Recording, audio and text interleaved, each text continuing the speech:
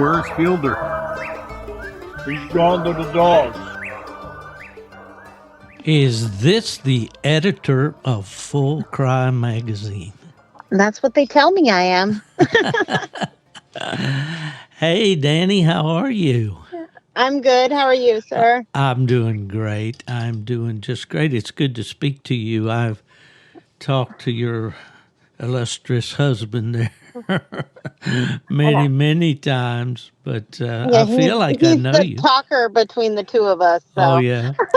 You're the doer. He's the talker. Exactly.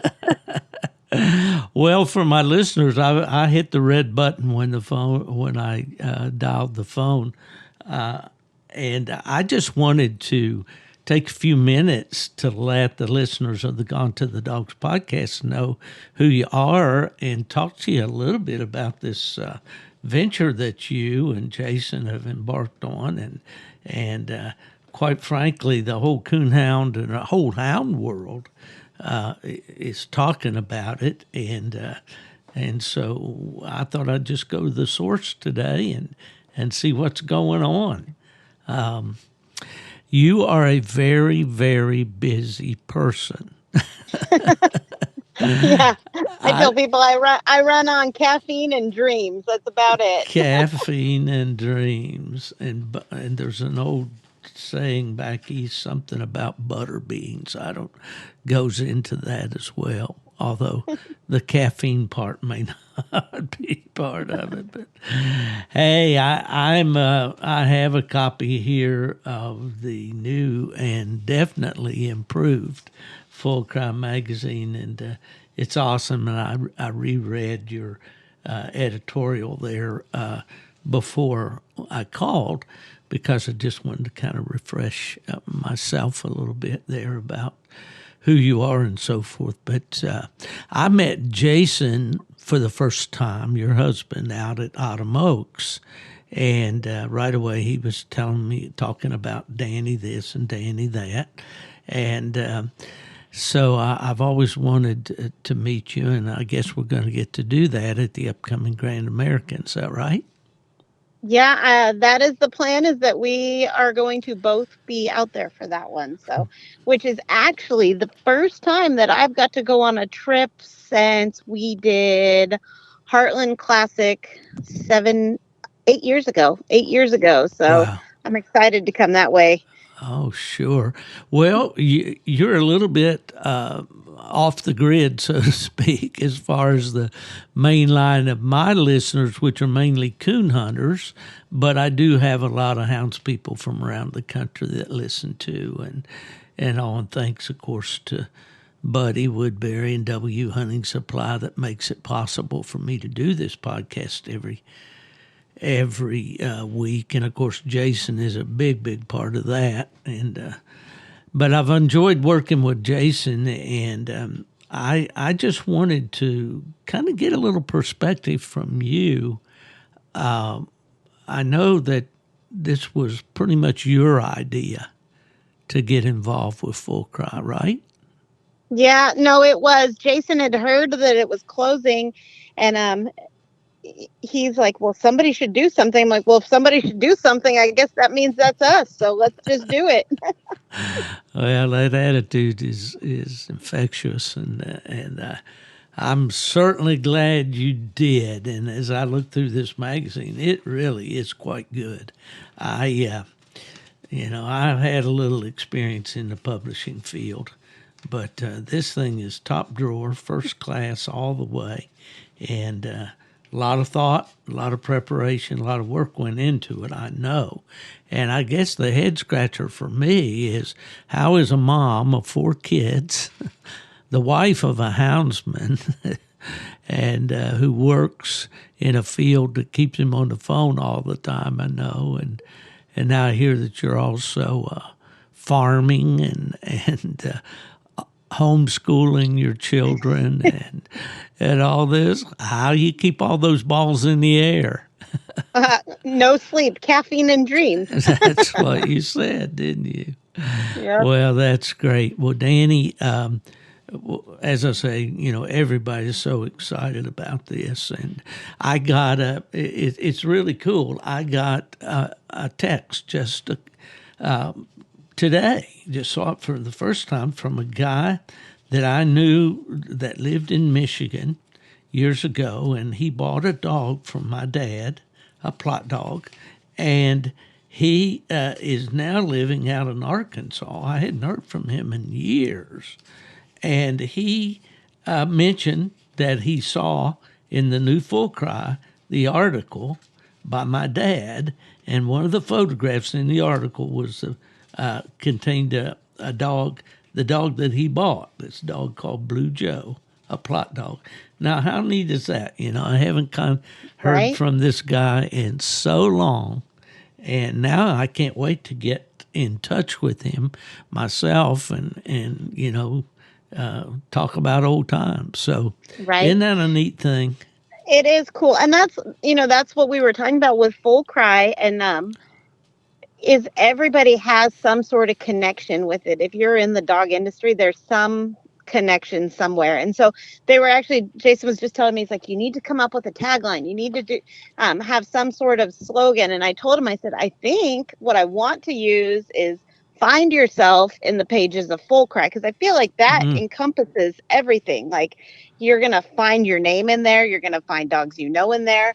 But I also want you to be able to sit down with a cup of coffee and disappear and find yourself in the story, like immerse yourself in it. So I think that's what we're going with on that, just because everybody's there and everybody remembers things, and it's that nostalgic feel, and your name's in there. And that's what I'm hoping for. Hey, I love it. I love it. That's great. So, Absolutely. And I had posted something about basically learning to read in the pages of Full Cry, and a guy named Don Nicely, who has been quite a historian on the treeing walker, and he's a guy we need to encourage to do some writing for you. yeah, I actually talked to him yesterday Oh, about did that. you? Awesome. Well, and he just kind of relived, the fact that he also learned or at least improved his reading skills by getting Full Cry magazine when he was young. So, yeah, so there's just so many aspects of it. And my dad was he submitted a couple of articles, and you graciously printed one of them there. But as I was going through Dad's things, I found some old letters from Mrs. Walker, Estill Harris Walker, that she would write back. Anytime you submitted something to her, I'm not suggesting she would write back a letter and it was like a letter from home. And Yeah. this one she's talking about, she'd been to the doctor and found that the heart issues that she feared were not existent, and so she was happy about that. But it's always been a letter from home Yeah. to the coon hunter and the fox hunter and the bear hunter and the deer hunter, whatever you used a hound for, And I think that's why the shockwave kind of ran through the Right. hunting community. When Terry announced that he was no longer going to publish Full Cry, and it's like, Yeah. no, don't do Well, that.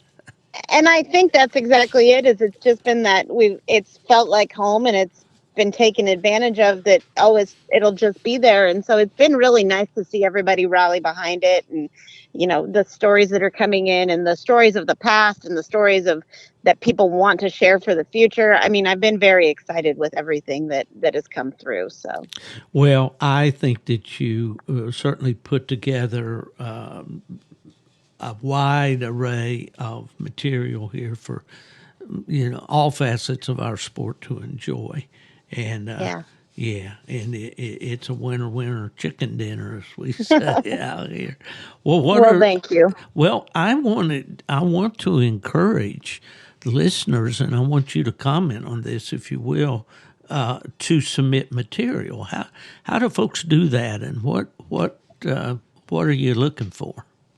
Yeah, so I am looking for, if the clubs want to send updates, I'm looking for little short 500 words for club updates. But then if you've got good stories to share, I would like to feature a lot of those. And I'm really looking for more story type of things than just news reports and stuff. than news reports. Like, I think there is a place for it and it needs to stay there, but we're kind of trying to limit the words on those so that we can get that good story and that wanting to sit there and share. So send those individually outside of clubs for sure. And I would love to just keep publishing that type of information.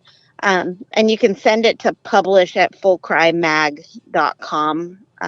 And we'll just start adding those in and featuring some at the front, and then putting as many as I can fit in my pages into there. So that's what I'm looking for right now, is just good stories. I know in February I'm trying to feature more of the mentor aspect of it. So the stories of the guy who got you into hunting, or we always all have that one guy that we were ready to throw in the towel and quit and just kept you going.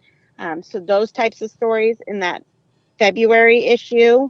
And then December, I'm really trying to put some feel-good stories in. So I've got Houndsmen for Heroes, which is a hunting organization that actually it's a nonprofit. Jason sits on the board with them. And their whole purpose is we take veterans out on bobcat hunts. So it's all cat hunting with veterans. And so stories about them. And then I'm talking with the guys that are doing the Great Hound Puppy giveaway for kids. So that'll be in the December issue. But if you have any nonprofits or groups that are just doing feel good work with hounds, that's going to be December. I want December to be light. It's Christmas. Absolutely. I think we all, there's just something in the air that kind of softens the heart, when Christmas rolls around. And yeah, well, I think that's a great idea. I want to repeat this so that people get it. You want those submissions sent to publish@fullcrymag.com, right? Yes. Okay. Yep. Good deal. Well, hopefully, if I can remember, I'll have Jason tag that maybe in the show notes, show summary on this podcast, that people can see that as well. Well, you, with all of the activities that you have around home, do you ever get the opportunity to get out with the hounds yourself? I have taken a lot more of a backseat the last few years because we just keep having babies. So now that the older ones are able to go and do, Grandma's watching the babies, and so I've started hunting a lot more with him than I was. But when we got into dogs, I was already a dog person per se before we got hounds, and he was a hunting person per se, and so the hounds just ended up being a really good fit for the two of our worlds. I mean, when it comes down to like my background is all biology and animal science, and so I totally nerd out on pedigrees and genetics and that type of thing, and awesome. He nerds out on seeing dogs in the woods. And so between the two of us, we have some very lively discussions in our household. No doubt. Well, I think he probably came back from that initial meeting we had at Autumn Oaks, which was spilled over into the late hours up in the room with my friend Nubbin Moore, and we were just, talking dogs, so to speak, and I think it might have sounded like we were imbibing a little too much on Nubbin's homemade wine. But if you've ever had a glass of that muscadine wine, you will appreciate it for sure. But no, well, that's great. Well, that I knew from the start, from his reputation at W, so many people depend on Jason for so much there at that organization, and I knew he was a great guy. And when I heard that you guys were going to tackle this project, at first I said, "What? That's going to be a lot of work," but if it's a labor of love, I had the privilege to serve as an editor in a couple magazines over the years, and it definitely for me was a labor of love because when you got something good or you hear something good or you has some good information, you want to share it, Yeah. and so that's what you're now able to do, and you can decide. What we're going to have to read every other month. And that's a big responsibility, but it's also got to be a kind of a rush to be able to do Yeah. that.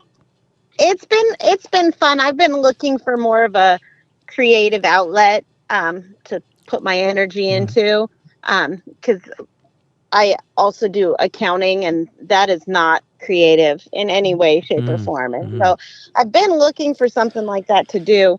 Um, and the day before we heard Full Cry was for sale, I was actually cleaning out under the couch, which, if you know my life with 4 children, that never happens. Yeah. Never happens. It just can stay under the couch. And I Yeah, pulled right. out. Out of sight, I out of mind, right? I was cleaning out under the couch and I pulled out an old 1990s issue of Full Cry from under there. And I'm like, why do we have this? Where did this come from? And I asked Jason, and he's like, I have no idea why this is here. And I don't know, because I didn't want to throw an old issue if there was a reason it was sitting there. And so Yeah. the next day we heard it was for sale. And I told him, I'm like, well, that's a sign. We're That was supposed to an do omen this. right So, there, wasn't it? Yeah, all that's because I cleaned out my couch. and there you heard it first right here on the Gone to the Dogs podcast, folks. Yep. Well, Danny, we're out here in the hound community looking so forward to getting to know you and your family better as every issue goes by, and I know my friend Cory Gruver is working some with you, and I know he's really excited about that, and Clayton Stark, what a great guy and talented guy he is, and I see that he's being involved, and it just on and on. So I'm even going to, you talked about creativity, and that's one of the things that I always enjoyed down through the years of my career is to be able to sit down and write something. And my son is actually a journalism major, although he's been in a PR field with major corporations. But he told me years ago, after he went to journalism school, he said, "Dad, you just need to write something every day. Just it doesn't matter what it is, just write something every day." And so I look forward to doing that, and I hope that I can come up with something every once in a while that you might find worthy of printing. But I encourage the listeners to get those creative juices flowing. Yes. And there are pages for them. So even if it comes in, help with that. Don't worry about sending me a finished product. Just send me your stories. I can't replicate those. That's what I'm looking for. Well, So back years ago at Coonhound Bloodlines magazine, I had some writers that would submit, and if I published it just the way they wrote it, it wasn't that it that was not for public. I mean, that it was anything, you know, obscene or anything like that. It was just that you couldn't decipher it. So that's what an editor's for. Okay, you got to earn your yep. money, you know. Well, and that's the thing, and you can't edit things too much because let me tell you, me in Oregon editing, I too much. I'm going to edit out the tone of you in the South, so I got to be careful not to do that. Yeah, that's right. We do kind of speak a different language down here.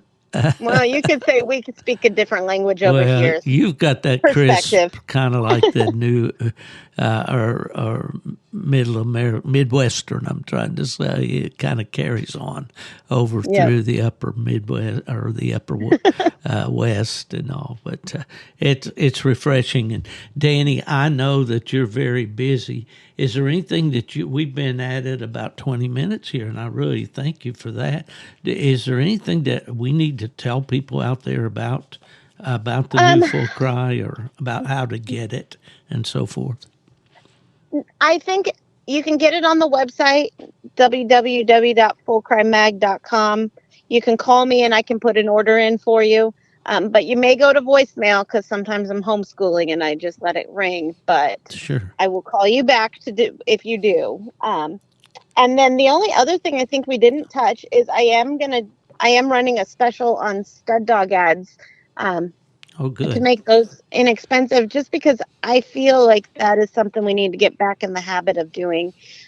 You can put them on the internet, but in 30 years when we pick up that magazine, and I'm thumbing through, that's where you see those dogs of the past. They're going to just disappear if we just put it on the internet only. So I would like to encourage people to start thinking about that again. So there are full pages for $150, which in Wow. full color, I think is very reasonable. So if people are interested in that, they can give me a call and we can set that up too. Awesome. Well, I'm glad you brought that up because that was always a major part of the magazines in their heyday when there were a lot of the circulation numbers were quite huge simply because that was the form of communication we had. But one of the things that readers look forward to the most were reading those stud ads Yep. and so forth. So I would encourage listeners out there get that. Get those ads done. Now, do you want those camera ready when they come in, or do you I want? mean, it would be nice, but Yeah. I can help build ads if that's Okay. not possible. So, um, my graphics guy's going to kill me for volunteering him to help me with that. Well, But there are sources. There are several sources out there of people that are building ads, and they're simply putting them on the internet, and they don't have the impact that they have when you're holding it there in your hand. exactly, And and yeah, that's my thought is that, one, I always enjoy flipping through and looking at dogs. That's what I say.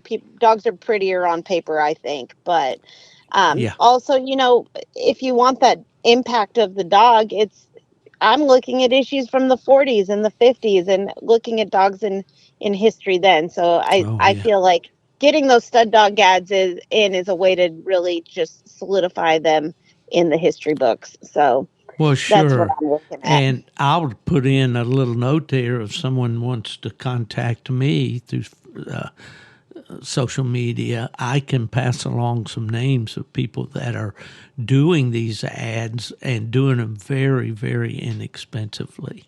And so, and in that way, you can send the camera ready piece to you and see it in the next issue of Full Cry.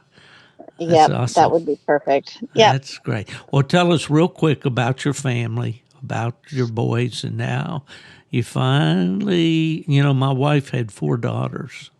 She never did get that boy you know, until her grandson Tyler came along. Yeah, and Tell us about the Duby family. we have 3 boys, 7, 5, and 2. And then we just had a little girl in July, finally. So I think we're full. I think we are now full. But those boys, they're feral. That's what I tell people about my kids. I got wild, wild children. I mean, they know when to put it in line, but overall, they're feral.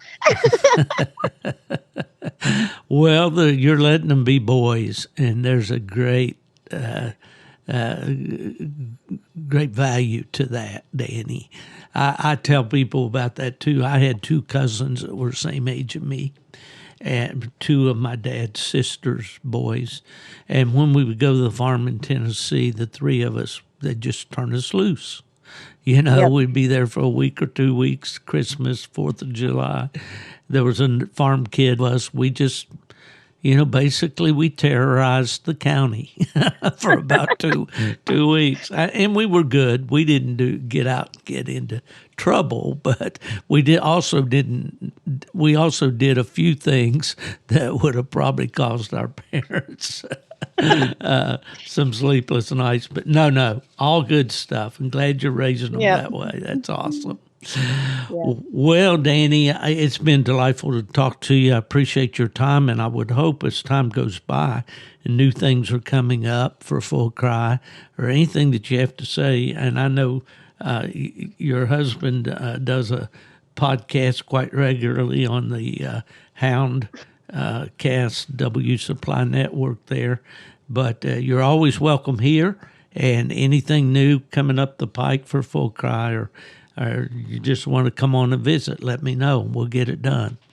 Absolutely. I appreciate it. And I really appreciate the support from you and from the hound community in getting this done. I think it's going to be a great labor of love for all of us. So I think it's something that we can all be proud of together.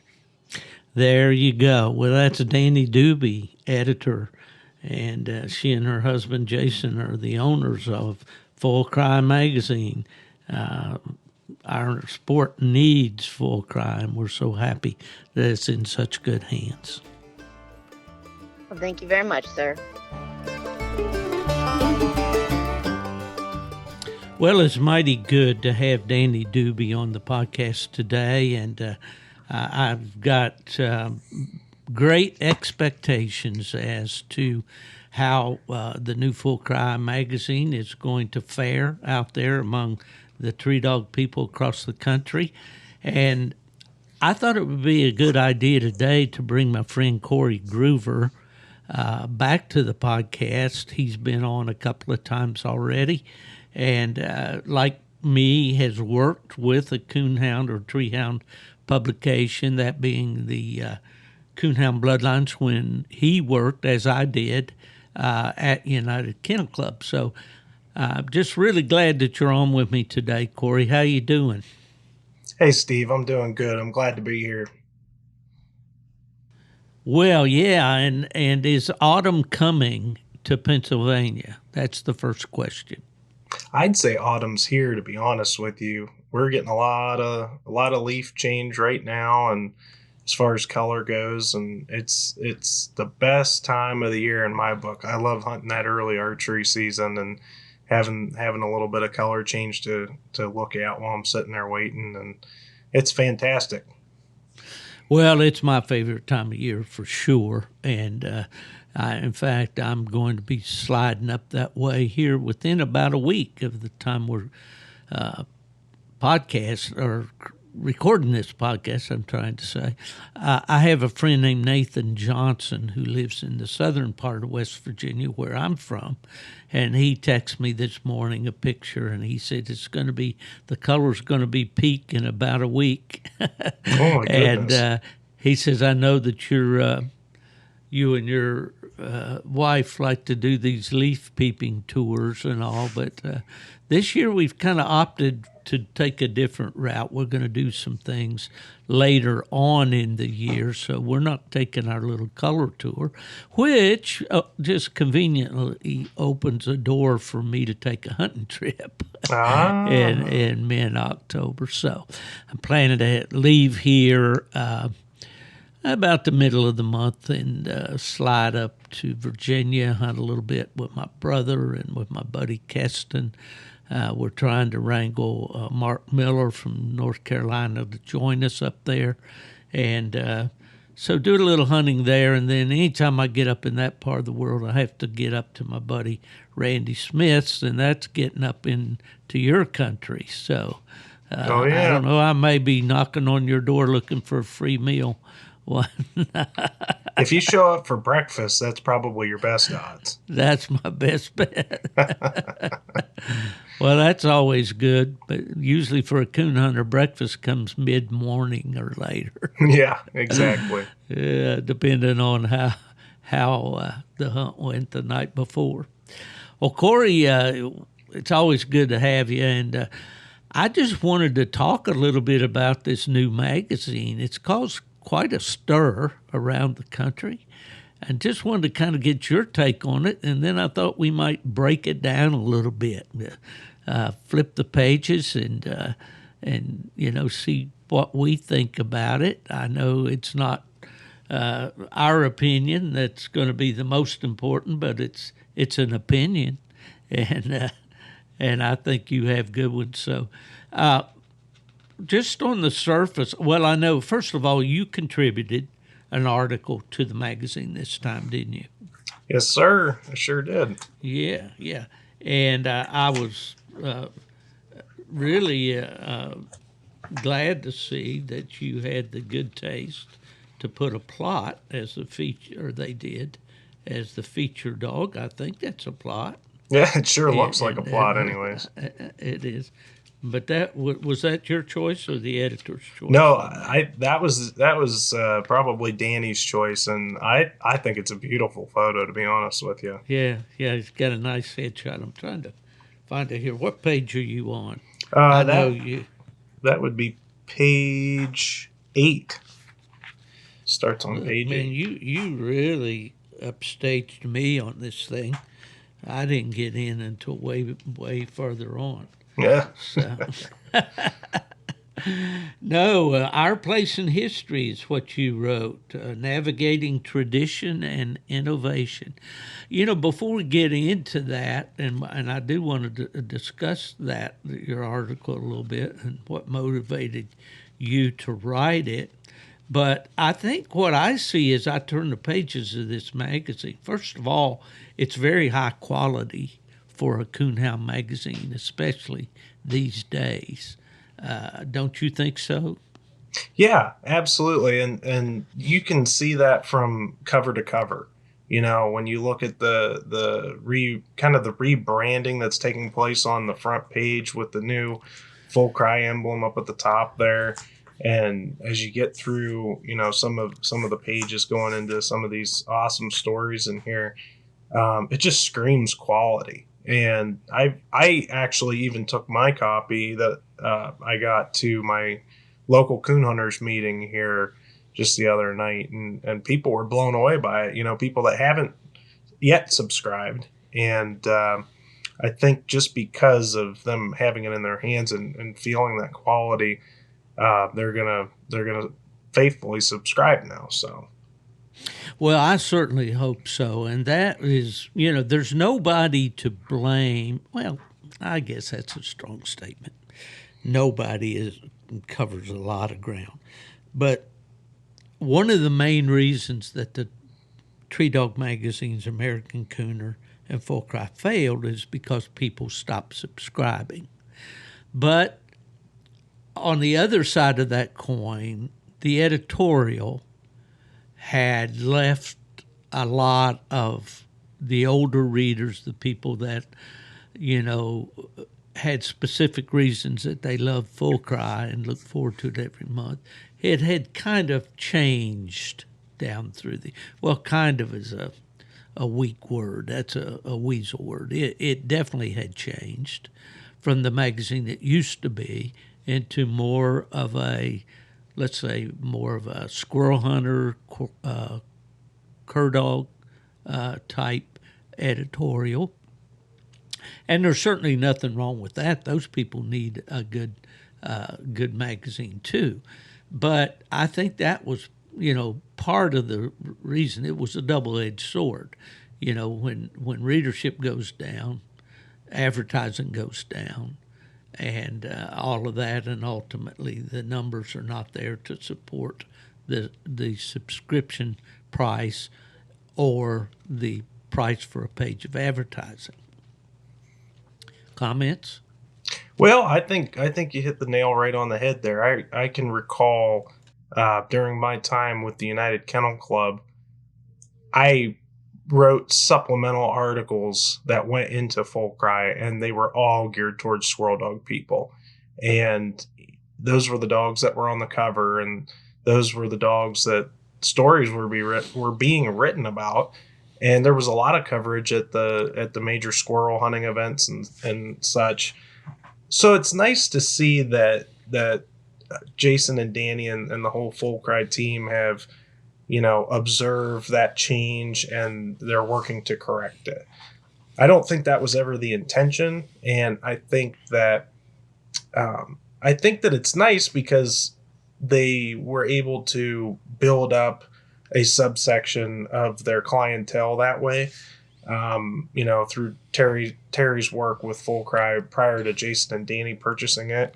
So we know that we have the Squirrel Dog people that are going to be involved regardless now with this resurgence, and the Hound people, I think, are lacking a little bit of representation as far as print publication goes. So I think this is just a win-win for everybody, and we're going to see great things out of it.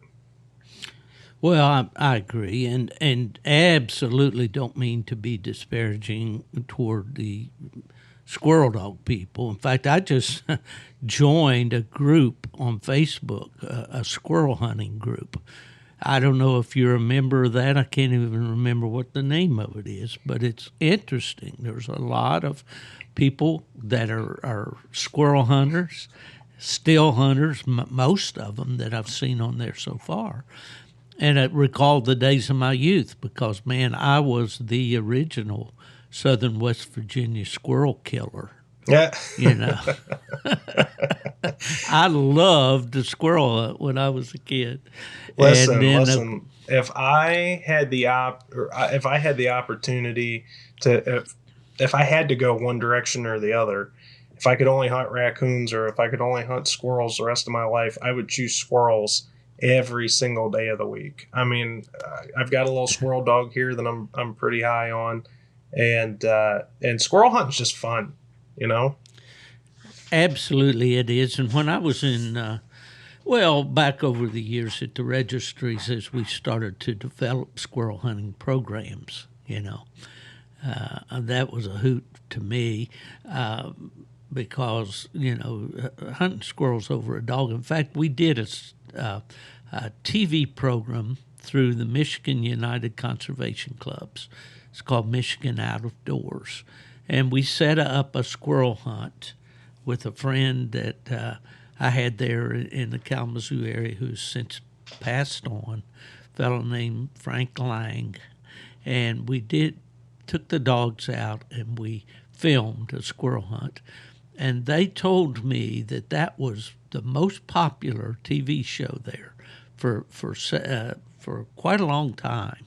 Was that squirrel hunt that we filmed, and we had a ball with it. And as you say, it's just fun. And whether you get out there at daylight and sit under a hickory tree when they're cutting, as my dad told the story of this .22 rifle that I have here in the safe. He and my dad's brother bought it from Sears.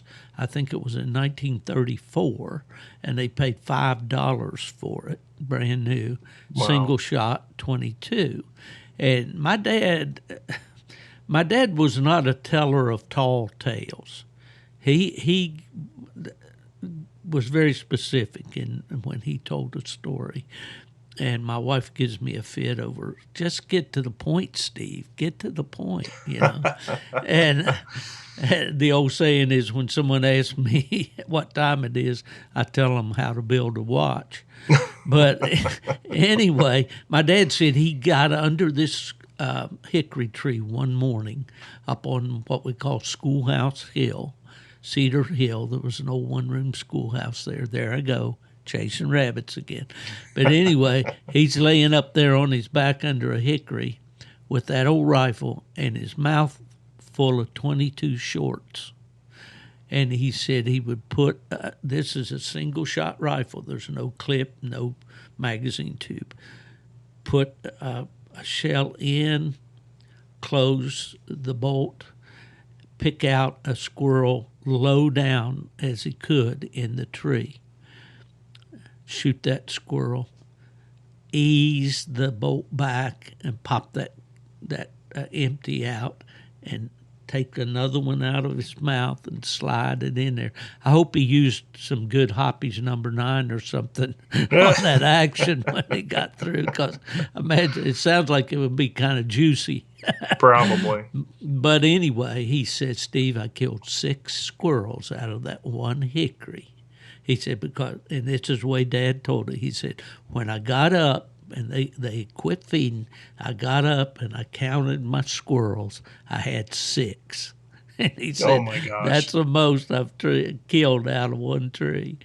So anyway, squirrel hunting's a great sport, and I know that the editorial in Full Cry had leaned heavily that way, but you know, the squirrel hunters were the ones sending the material.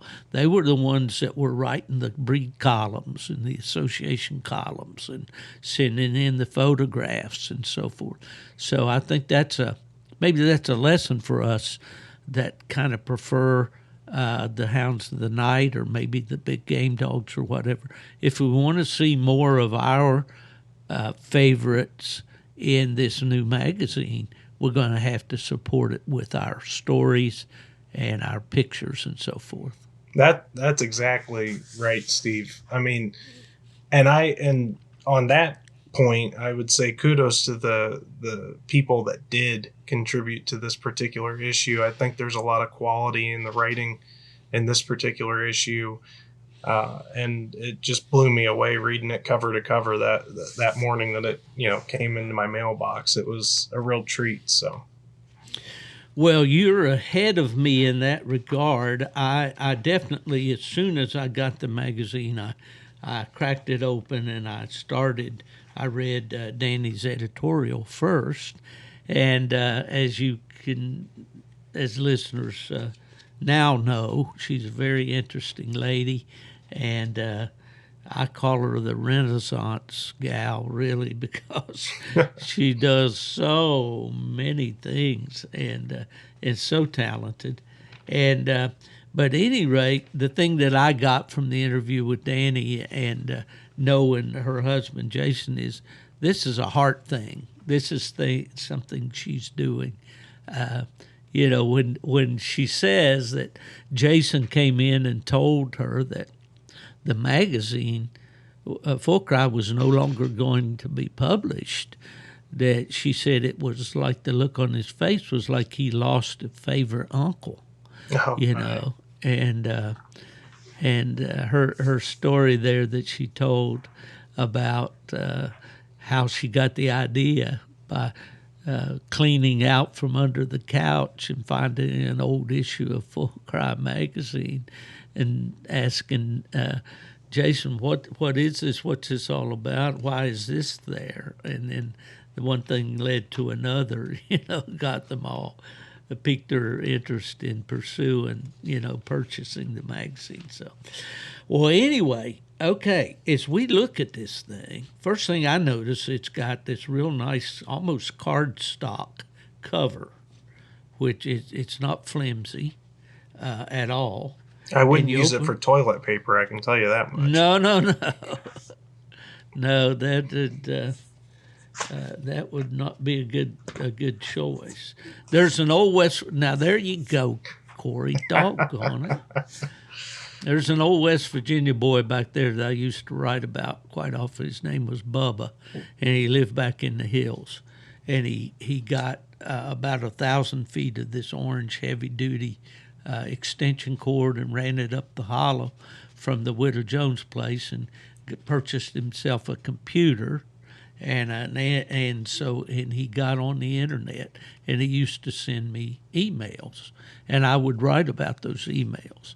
And so Bubba decided to order some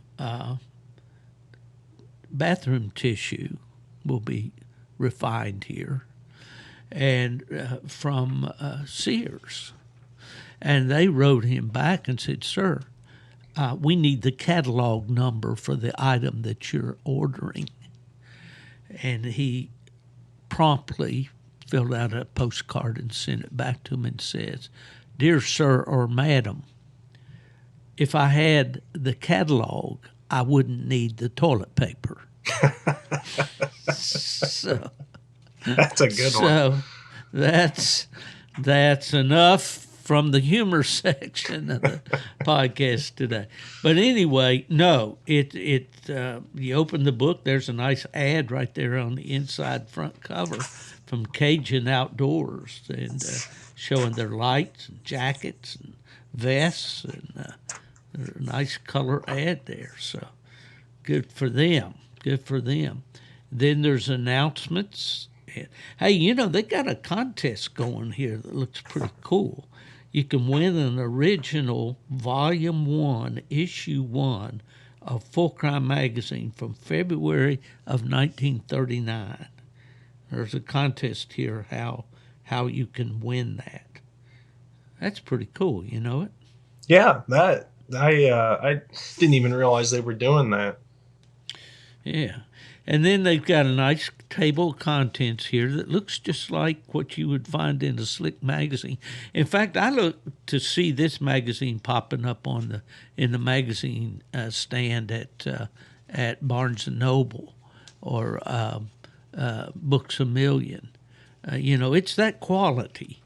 It's every bit as good or better than a fur fishing game or some of those may not be quite as slick as Gray's Sporting Journal, but well, and that's a good close. point. That's a good point, Steve, because everybody has their own opinion on print publication and where it's going and what it's doing, and obviously costs are a major concern when you're talking about any kind of publication and any kind of business that's producing a publication, and that's the common theme that we see with major publications nowadays. Any type of magazine or newspaper that you're going to read, is the quality of the materials that are being printed on is going down, and that's to save costs. And obviously Full Cry has recognized that the touch and feel of a publication is just as important as the content in it. Right. So kudos to them for picking up on that and being able to facilitate that to our customer base. Well, I think so, for sure. And the question comes to mind to me, is the only way they're going to be able to sustain this kind of a quality publication is through subscribers and advertisers. And, this stuff isn't free. And paper isn't free. And ink isn't free. And graphic design isn't free, but this one definitely is a first class. Maybe, and I worked with Coonhound Bloodlines as you did, and I remember when back in the day when Full Cry and American Cooner each had 30,000 subscribers and we had 3,000. And we wanted to build a better mousetrap, so to speak, and we wanted to increase the circulation of that magazine. And so I know what it costs and the effort that's involved in producing magazines like this, So this is what I sincerely hope, that every hunter out there, and, I don't have a dog in this hunt. I don't own, as my mother would say, a red cent in this magazine. But I think it's important that we have a good quality, and we do have Coonhound Bloodlines, but let's face it, it's a house organ for a registry. And more and more, the content of that publication, for the reasons that I've already talked about, is to support the registry, your upcoming events and new champions and all of that sort of thing. But I think we need a journal, so to speak, that just covers the entire sport, and something that's worthwhile, for your subscription dollar, and something that you want to look forward to every month, or excuse me, in this case, every other month, coming to your mailbox. Yeah, I think that with the quality that they're pushing with this magazine, I might actually draw a parallel for our listeners.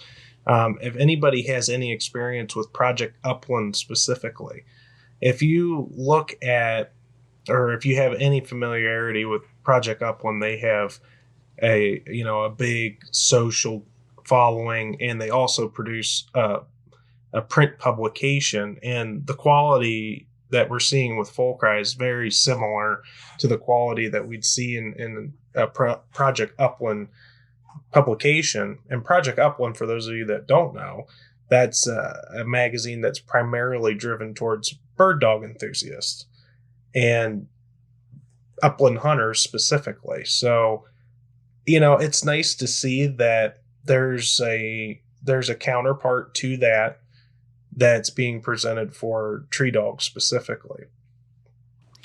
Yeah, absolutely. And, for years, that those kind of publications, I often wondered with the decreasing habitat and all, and, quail hunting used to be huge. All across southern Illinois was a strong quail hunting area. I'm not so sure that's the case anymore. I often wondered, where are these people running all these bird dogs? But bird dogs are very popular across the spectrum of people that are interested in sporting dogs. Yeah. And I kind of opened some eyes, I think, when I told the people that were interviewing me years ago for a segment on ESPN2 about a coon hunt. We were out at the Nightlight Company in Clarksville, Arkansas, and I quoted that what Purina had published, that they had determined that organized competition for coonhounds was the largest sporting dog activity in the country. Larger than bird dogs, larger than labs, larger than beagles, and that kind of really opened some eyes. But Sure. for some reason, I mentioned before, Gray's Sporting Journal and magazines like that, and even this yuppie magazine called Garden and Gun. The focus usually comes around to a bird dog. Sure. It's a German short-haired pointer lying on the rug there, or maybe an Irish setter who the last one that pointed a bird was probably when it came off the ark with, I'm going to get hate mail for that. Probably. But anyway, that being said, we've always kind of played second, not even second fiddle to the other sporting dogs, when it comes to nice publications and good press, and I think this thing right here is going to take us a long way to dispelling some of that. Well, as I thumb through this magazine, I'm seeing stuff from about every aspect of the tree dog sports and big game hunting. I see Clayton Stark with Stark Outdoors. It has an article or two here. There's a spotlight on a very popular stud dog right now, the Frogger dog.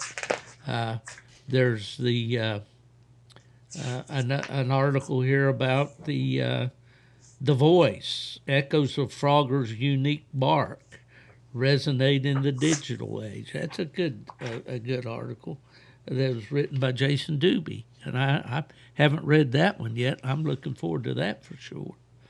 And then you mentioned earlier when we were talking that you really liked an article here that Ben Sheets did. Now, Ben is a guy that I met for the first time last year at Autumn Oaks, and he has a podcast called Tree Talking Time, and he's written an article here titled Face to Face with a Mountain Lion. You read this article, didn't you? Absolutely. I think, I've always been enthralled with the idea of big game hunting. And, I would love to specifically go on a bear hunt, especially after we treat that bear here in my backyard. That really got my blood pumping for something like that. But I've always been enthralled with stories, that come from the western side of the state, or western side of the country, I should say.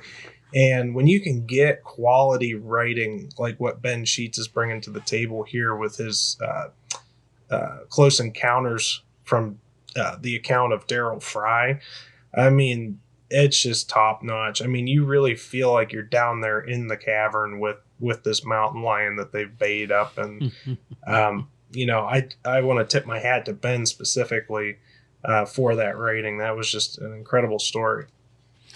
Well, that's great. I'm going to dive into that one as soon as I can. I went all the way out to the Navajo Nation and hunted with Calvin Redhouse out there, a Native American, a tremendous guy, a Marine, a hero, a patriot, and he guides lion hunts. And we went with the Freedom Hunters organization out there. And I didn't get to see a lion up a tree. I've never seen one firsthand. So I know when I read Ben's article here, it's going to kindle that appetite. Yeah, mountain lions are on a particular list I have. It's kind of like a bucket list, and it rhymes with bucket. But it's one critter I'm never going to have an appetite to chase. I can tell you that much. Well, I know it's a rigorous sport. I can tell you that. A lion, I guess, once you get him jumped, he doesn't run all that far usually because of their small lung capacity. But cold trailing him, and I get a real charge out of watching the videos of guys, like Brett Vaughn, born 100 years too late, and the various ones, and the reports online from Chris Todd out in, I think he's in Arizona, maybe Nevada, but it's got to be the ultimate for me. Of course, yeah. I've seen a lot of bears up trees. Being the son of a bear hunter, Sure, yeah. I started that as a very young person, and that's still a rush, an absolute rush. In fact, the podcast that is running as we recorded this one covered the trip that Jerry Barker took out to Virginia to go on his first bear hunt as a coon hunter, and that's a good one if you haven't listened to it. Go back and get it. Well, as we continue to flip here, I see Collar Clinic is still in business. They've been a company up there in Michigan that worked on the old Tritronics trainers and all for years. You could always send in, your collars to be repaired, even though they were maybe out of production and so forth. And I don't know anything about their business right now, and I probably shouldn't comment, but they've got a real nice ad here, color. Of course, these ads are all color, and you may not have noticed or picked up on this, Cory, but Dani just told us that they're running a special on stud dog ads in Full Cry, and you can get a full-page color ad in Full Cry for $150. Oh, no kidding. Now, that is considerably less than the going rate, that has been. I don't know what the other magazines out there, what they charge for a page. I don't suppose that ProHound is doing color ads. I think their publication, in fact, this month I got mine, and it I don't know. It's full of statistics, which are good, and I read them, but there's really no editorial there much. Yeah. But Anyway, but here's an article on what to expect when your dog's expecting. Now, that's got to be a good article for people that are raising puppies. Did you read that one? I have not read that article yet, but I'll tell you what, I will be delving into that at some point in time because there's nothing I like better than raising a litter of pups every now and then. I haven't done it in several years, and it's something that's on my radar as I get some young children here on the ground and getting interested in dogs. So, I've heard a lot about the author of this article, Taylor Young. The tree dog doc. I've heard a lot of good things about Taylor. Looking forward to reading it. Yeah, Taylor Young, DVM. And this is let's see, it's 1, 2, 3, 4, 5 pages. So cool. And here's a nice ad from OkieDogSupply.com. Have not heard of them before, and looks like they got a full array of hunting gear and clothing and lights and all kinds of good stuff.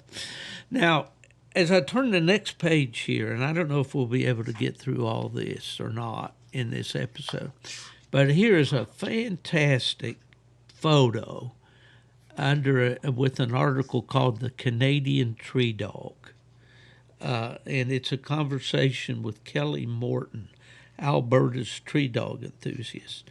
And man, here is an old log corral with a mountain lion hanging from the top post and a group of hounds. Let's see, 1, 2, 3, 4, 5, 6, 7, 8, 9. About 10 hounds under a big sky. It's just an awesome photo. So I'm really looking forward to digging into that. And then when you flip the page, you got bobcats, you got mountain lions, you got bears, cinnamon color bears. So that's all cool. Speaking of getting this hound sport out, there's an interesting interview here with Yanni Patelis. And Giannis Patelis is kind of the right-hand man for Steve Ranella, a meat eater.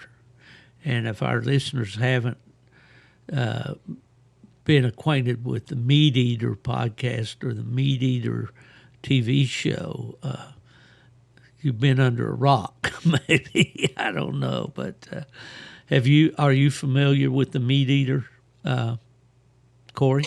I'm ashamed to admit it, but I am not. I haven't watched Meat Eater. I know that it has such a major following. Across the sportsman paradigm or whatever. But man, I just have not seen it, and I guess that's something I need to put on my list to watch. But I did read the article. I thought the article was fantastic. Yeah, well, this is a guy that is well known through the podcast and through the TV show. And he's gotten a blue tick hound, and he's hunting this hound. And he's done an interview here with Bear Siragusa. And Bear has been, or Barry, and his nickname is Bear. He has his own podcast as well. And so that's got to be a great read right there. He interviews Yanni in detail here. It's 4 or 5 pages, I think. So that's got to be a good one. The thing that strikes me here as we're doing this, kind of just breaking this down, is there's a lot to read in this publication, in this magazine this month. Yeah, and if you're a reader, you're going to dig this thing because we're not even halfway through this. No. And Dani was gracious she wanted some old stuff, and I had an article, a clipping in our scrapbook of an article that my dad did for Full Cry back in May of 1971. So that's been a few years. 71. That's not what is that? 29 years to 2000, Well, I and don't want then to steal another your 23. thunder, Steve, but I'll tell you what, that was probably the best read that as far as from what I took from it for this issue. I thought your dad did an excellent job, retelling the story of these two cur dogs that you got, that he hunted with back in the 30s and 40s. Yeah. And man, I'll tell you what, that just transported me back to my childhood. I had so many. I grew up on these Pat and Mike stories, and it wasn't about Irishmen. Back in the day, there were a lot of stories, and I'm sure they were not always. They were funny stories that they told about, these two Irishmen. But anyway, and I don't know if that's where my dad and his brother got the idea to name these two cur dogs Pat and Mike, but I grew up on those stories. Yeah, that And must one have of been a yeah, fantastic childhood then. well, Dad, and one of the last stories that he told me about Pat and Mike, Mike, I think, was really the better of the two dogs. And he was in the picture there, you see, it was the white looking dog, and he had some red spots or markings on him.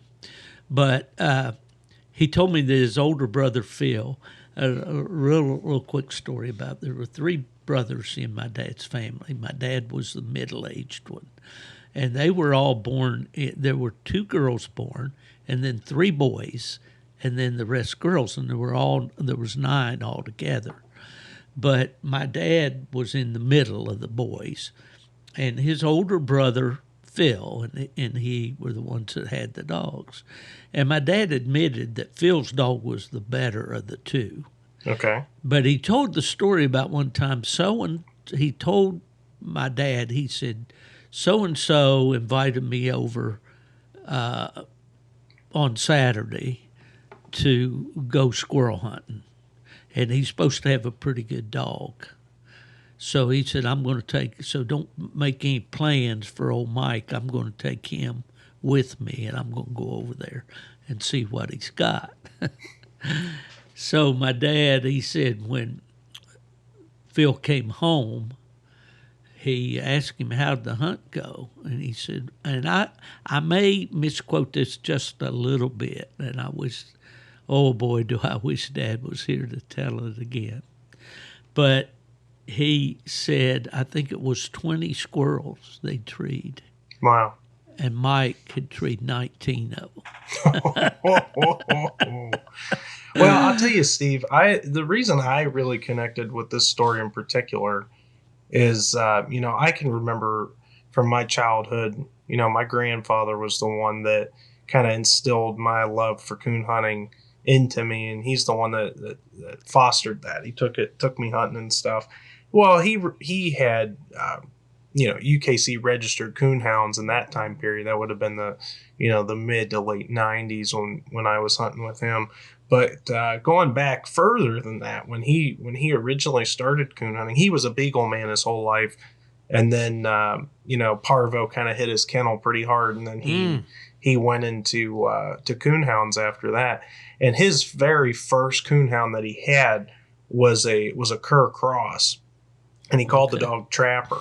And Trapper was, by his standards, his best coon dog that he ever had, but Trapper was the kind of dog that he was all business, and he was a tree dog. He would tree possums, he'd tree coons, and he was very serious about his business. And just reading these stories about Pat and Mike specifically, that just resonated with me, because I can remember the stories that my grandpa used to tell me about old Trapper, and people to this day, even my dad and my mom, they still talk about hunting with old Trapper and stuff. So that was pretty cool. And I think everybody has a Pat or a Mike kind of dog in their life that they can connect this story with. And it was just a great read.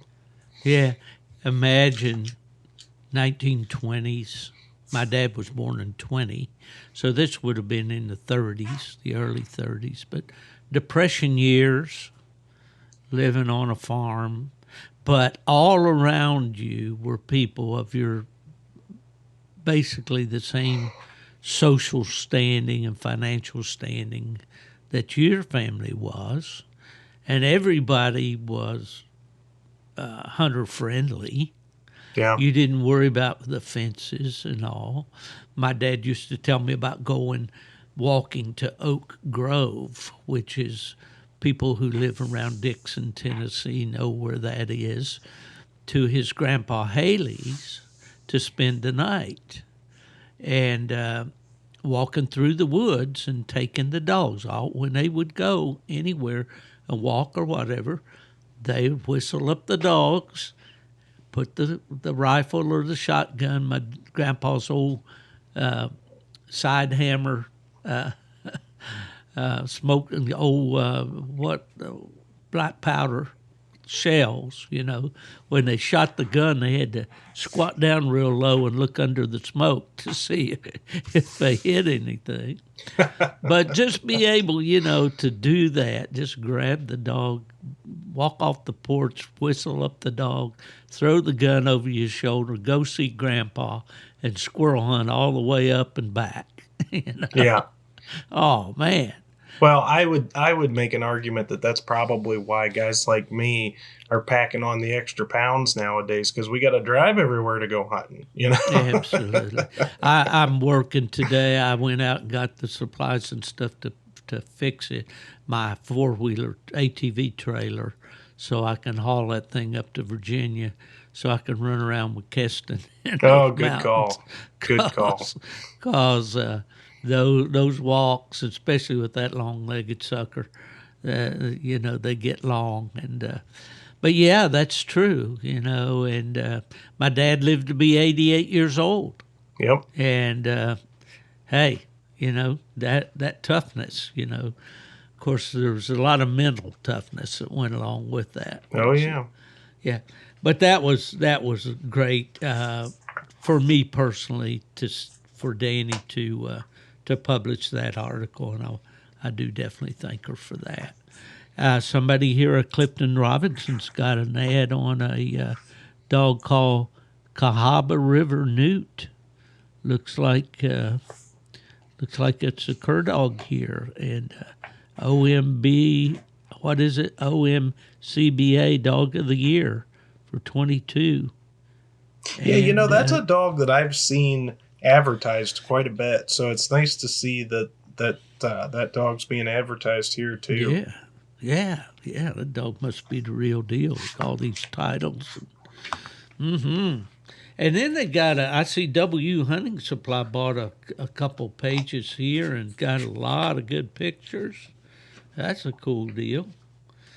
And I slid in a little article here they asked me to do about autumn oaks, which is always fun for me to write about autumn oaks because I enjoy it so much. But, yeah, that was a good one to read, especially considering I had to miss out on it this year. Yeah, that's one that I try to make every year. I didn't go the COVID year. Yeah. But, and just the scope of this thing. Now, we already talked about these dogs, these lion dogs up in Alberta. And here's one, Highland Tree Dogs, Nova Scotia's versatile canine hunters. Now, if I had to put a pin on my favorite read in here, it would be between the mountain lion stories with Daryl Fry and these Highland Tree Dogs. I didn't even realize that anybody was working on any kind of versatile hunting dog like this, as far as like a breeding program. And I am forever infatuated with versatile dogs. And, actually after reading this article, it makes me really want to go out and buy one or at least try. Well, that's the way I felt when I was at UKC and we were contacted, or perhaps we contacted them, NAVDA, North American Versatile Hunting Dog Association. Yeah. And those guys were out there. They'd be hunting squirrels or whatever with the wire-haired pointers. What are they called? Drothers or Drottars, yeah. Drottars, yeah.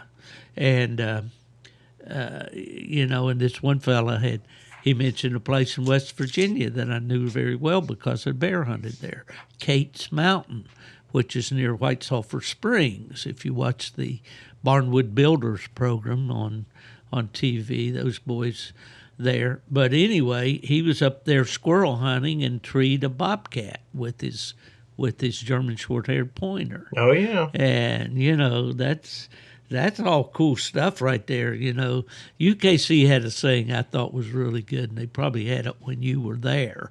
It came along after my time. It said dogs that do stuff. Yeah. and that was that. I love it, man. I really love it. Yeah. So this article was written by Mickey Siddle, and the Highland Tree Dogs. I'm not going to quote the entire recipe here, but Drottars, Leopard Cur, and the Plot Hound. So that is an interesting combination. I wouldn't have anticipated, that being the foundation there. But man, I'll tell you what, I could definitely get behind something like that. That's a big reason why I moved to Plot Hounds, was because I like the versatility aspect of that breed, and seeing guys working on stuff like this is pretty cool. Well, plots have been my breed for so many years, and they are versatile. I once communicated with a fella out in Nebraska that used plots for pheasant hunting. No he kidding. used them for flushing dogs, yes. Wow. And apparently they were quite good at it. So, it's I think that it goes, the plot may be more than other breeds, and the loyalists from all the breeds would probably argue with me over this, but the plot tends to be more of a companion dog, and they are highly intelligent. They're a bit aloof sometimes, but they are they're intelligent, and they're biddable, as they say. And so anyway, but that's my little personal opinion, and I'm going to stick to it. Right? Yeah, the only versatile dogs that I've had in the past have been coon dogs that like to tree possums. That.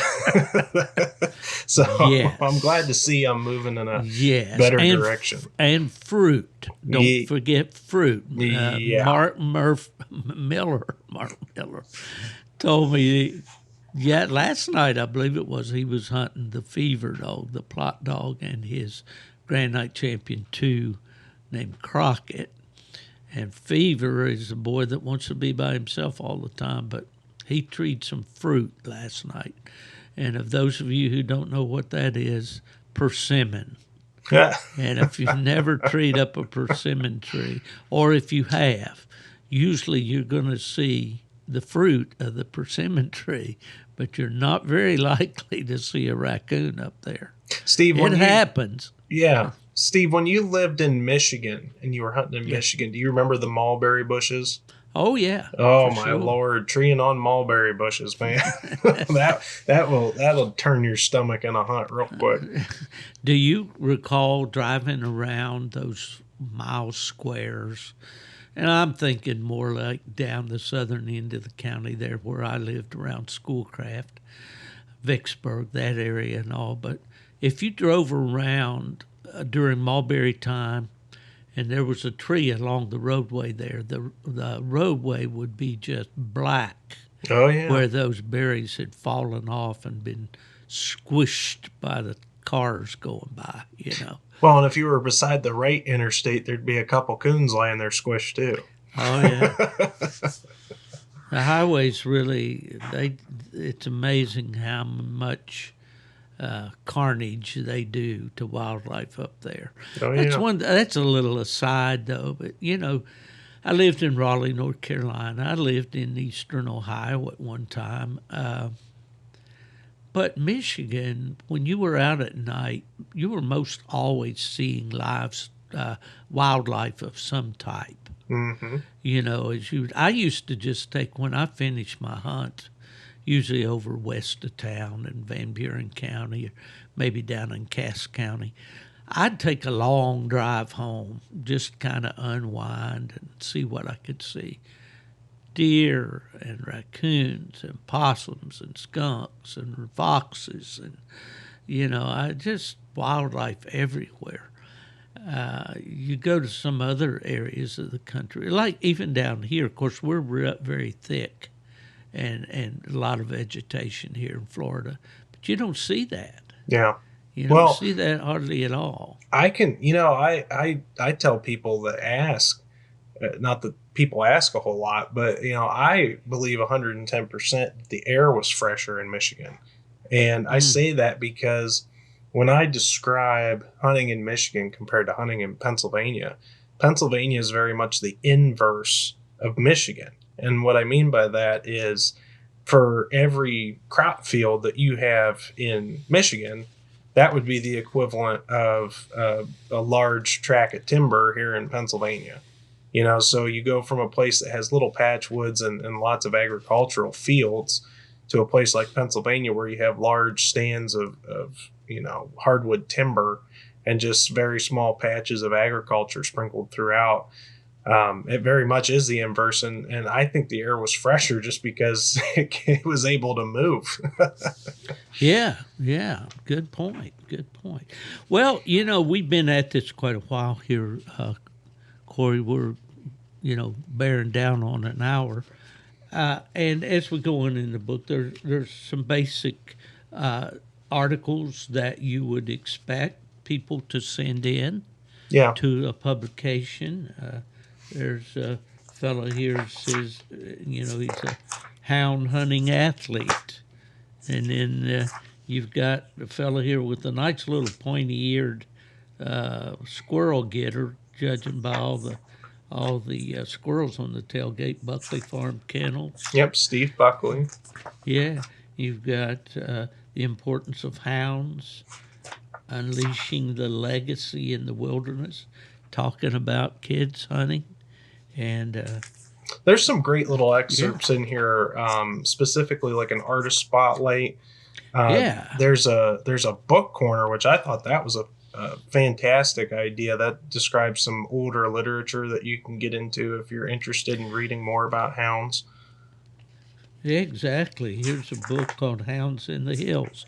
I don't have that book. I haven't read it. I'm going to see if I can find a copy. Well, if I find it before you do, I will buy you a copy. Well, I appreciate that. Yeah, I do. And then there's some great club articles in here too from some of our more our larger breed organizations that are out there, like the American Black and Tan Association and the American Redbone Coonhound Association. Yeah, I see Jeff Young, a longtime Redbone man from Michigan, is on there, and a picture with his dog. Probably goes back to Yellow River Red Blaze, if I had to guess. Well, you'd know those red dogs better than I do.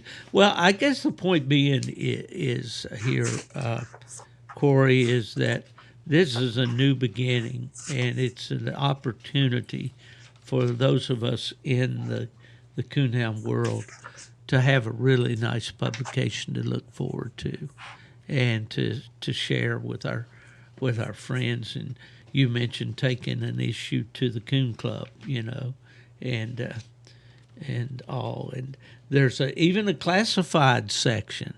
As a kid, I used to read those classified ads, those extra special grade A cooners for $75. Just send your money to Ozark Kennels, so-and-so, Arkansas. And then the kids' corner at the back. That's fun, isn't it? Seeing these kids send their artwork in and their pictures. And, They cut out all of the artwork of, the possum treers or anything like that. You know how kids are. They're brutally honest. No slick trees, no possums in the kids' corner. We cut those out. Right. And on the inside back covers a really nice dog box, Alder Grove dog boxes. Now, this is a company I have not heard about. They say you can get local pickup in Oregon and South Dakota. So there you go. But it looks like a nice, especially rigged box there with looks like 4 Walker hounds up on top. But the part of the magazine I haven't read it all yet. But the thing that I did read, and it really I've told some people on social media, just be sure you have your box of Kleenex on the table when you read this one about Old Duke. It's a very well written poem on the next to the last page, and I'm not going to spoil it for you. I'm going to let you see if you had the same reaction that I did. Well, we've kind of shined the tree, as they say. We've got W Hunting Supply again has a nice ad on the back page, and I don't know how many pages this thing was altogether. 82, it says, and that's pretty impressive. Well, how do you give it? What kind of grade do you give it overall, Cory? I mean, I would give it as high a grade as I could. I mean, really nowadays, now that with American Cooner gone and some of the other publications diminishing a little bit, really all the choice we have is between Full Cry and Coonhound Bloodlines. And I can tell people from my perspective, considering that both of these publications came to me within a day of each other, looking at them side by side and kind of comparing and contrasting these two magazines specifically, I think they complement each other really well. So if you are an avid subscriber to Coonhound Bloodlines, I think Full Cry is going to be something you can really get behind because it won't be a lot of repeated information. Coonhound Bloodlines is a lot of stats and figures and rules and results, whereas Full Cry is more of an editorial style, a storybook, so to speak. Yeah, well, you make a great point there, and that's back in years ago when we decided to try to turn Coonhound Bloodlines around and make it something that folks would look forward to every month, is to provide, all as much information as possible to our readers, along with a good editorial. Yeah. Now, with Coonhound Bloodlines, I think, and maybe that editorial is good. What the articles you read in there are good. They're worth your time. They're worth the reading. But the emphasis has not been on the editorial in the last few years as much as it once was. But I think you make a great point. You need them both. You need that magazine for information, and I believe that this Full Cry is going to provide us with a lot to do on those snowy nights when it's too cold to hunt, except for me, because I live in Florida, and when you guys are buttoning up and chipping ice out of the buckets. Oh yeah. Well, I'm down here coon hunting in my shirt sleeves. Well, it's definitely comparing apples to oranges, and it's a scoreboard compared to a storyboard. Let's put it that way. Mm-hmm. Right. Well, Cory, we have talked and hopefully not bored to tears our listeners for the last hour. And I appreciate you taking the time in the evening. I got to get a report on this plot dog, though, before we go. Oh, Lord. Yeah, the plot dog. She's doing great, actually. So since the last time we spoke on the podcast, Goldie has run and treed her first coon at night solo. And we've had her out with her mother, who just recently was the high scoring plot hound at the UKC World Hunt. We've done some hunting with her and Goldie together, and she's catching on. She's catching on to the night hunting. She seems to be pretty naturally independent. Great track dog. That's what I've been looking for a long time, is a really good track dog, and she's definitely that. But I might tease a little bit here and just say that I've been enjoying this young dog and our conversations so much that I've gone out and I've booked a plot hound puppy that should be coming here just before Thanksgiving. Okay, it's on now. The hook is set. Yeah. The hook is set. My buddy and partner on our plot dog Fever just told me this week that he's thinking about getting another plot. Now, this is a dyed-in-the-wool Walker man. I mean, he's had some good ones, too, and has some good ones. But those little brindle dogs have a way of kind of getting close to you. Yeah, you're going to have to change the name of the podcast to Gone to the Plots. My old friend John Sturgill down in West Virginia always said, if you want a coon in a pot, hunt a plot. There you go. There's the motto. Cory Gruver from the great state of Pennsylvania. What town are you in up there, Cory? We are in Greenville, Pennsylvania. Greenville. Greenville. Up where the leaves are already turning. Yes, when should coon season come in? Our coon season comes in, I want to say it's not the last weekend of October. It's the weekend before that. So usually around the 20th, 21st, 22nd, something in that ballpark. Right. Comes in a little early, but that's okay. Yeah. Well, I always look forward to coon season, although I know the furs are not worth anything anymore. It's still great to get out there and put the old familiar 22 in the crook of your arm and stand out there on one of those ridges and listen to a dog. I like them that bark on track. I don't want them to over bark a track, but I like to hear them which way they're going. And listen, that's all the reason why I do it. Listen, I know that Randy likes to save his coons, but if you want to kill some coons in Pennsylvania, you just come up and see me. All right. Well, I'm going to be up that way. Now, whether a venture over your way is going, the calendar's going to afford that or not, I don't know. But I know it would be fun, and we'll work it out. Yeah, you got it, buddy. Well, best of luck to you and your plot and your little. Whatever your little Heinz variety is there that you've got. and we'll get you on here again because I'm sure we'll always find something to talk about. That's Cory Gruver, folks, from Greenville, Pennsylvania, and really glad that he joined us this week. If you need anything for your dogs or yourself with this upcoming coon season, hunting season, bears, lions, whatever you want to chase, see my good friends at W Hunting Supply, dusupply.com. That's all we got for this week, folks.